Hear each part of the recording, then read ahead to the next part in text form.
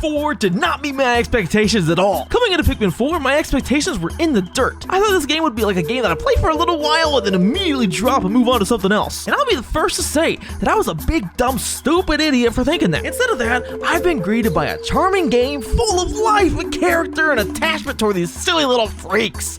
I'm gonna make a few points about why this game has hooked me, so if it seems like I'm being a gigantic fangirl, that's because I am. So sit back and let me talk about my hyperfixation at the moment. Let me lay out some context about my history with the Pikmin franchise first though. I was way too young to comfortably play Pikmin 1. Go figure that a game about time management doesn't gel well with a creature who barely knows how to work time in its own world. I'm pretty sure I traded in my copy of Pikmin on the GameCube for a very marginal amount of cash. Even before playing this game, that has been one of my biggest gaming regrets. Fast forward and I ended up getting Pikmin 2 for the Wii as a holiday gift. But at this point, I was in my me-making era, where I went on the Check Me Out channel for the Wii and would try and make my me creations famous. A me artist like myself did not have time for something as trivial as Pikmin. When Pikmin 3 came out, I honestly didn't even know there was a Pikmin 3 until like the Switch port happened. Okay, so basically, the whole point of me telling that long-winded history of my dumb, stupid life and what was happening during those Pikmin releases was to show that I have zero attachment to this franchise. I'm coming into Pikmin 4 with a clean slate.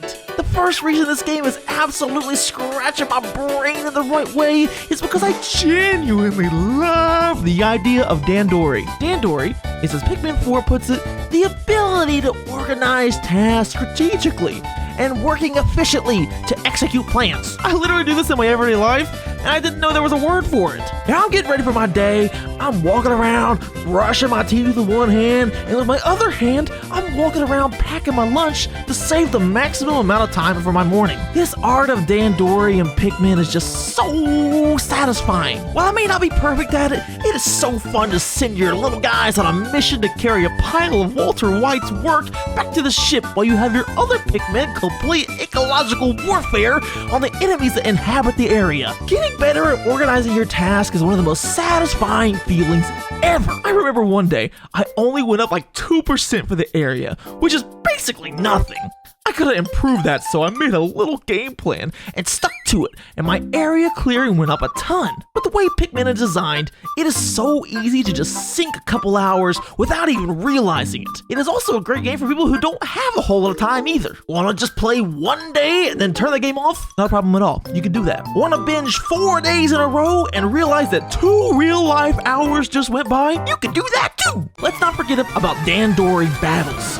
These are fun little time trial mini games that are put into the game to hone your skills. These are nicely incorporated into the story, so I won't say too much to avoid spoilers.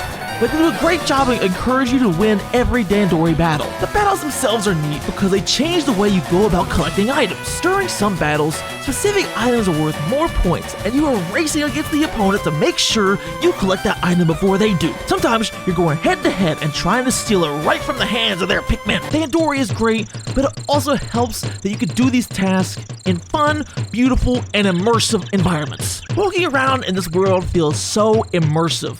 I think because the sense of discovery is so high that the environments just pull you in and make you want to check every single nook and cranny. Pikmin has activated the completionist inside of me. I was thinking about just breezing through the game and it wouldn't let me. Not literally. I could have, but now my goal is to 100% every area because it's just so satisfying. Not to mention that the game is just gorgeous and full of life. That is until you defeat everything. Yeah, that part kind of gets me a little bit. You'd think that each day the enemies would respawn, but they don't. I could see some of the mega jumbo bosses not respawning, but even the little baby enemies stay dead, and their corpses just lay on the ground if you don't go and transport them to your ship. The underground levels are pretty exciting, and they're even cooler because time slows down a lot while you're underground, so you don't feel rushed to get out of there. My underground explorations were going absolutely fantastic, until my crewmate suspiciously told me that I could resurface at any time. Slight spoiler warning coming, but I did not heed his warning and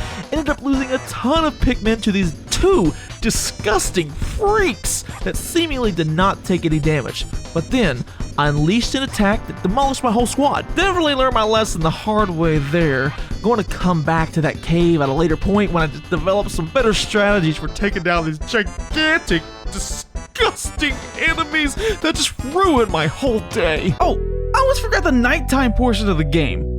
This is something that you don't want to sleep on. The nighttime mode is essentially a wave defense mode where you must protect the green gross Pikmin's hotel. The big scary monsters come charging at the tower in hopes of getting a late night tasty treat.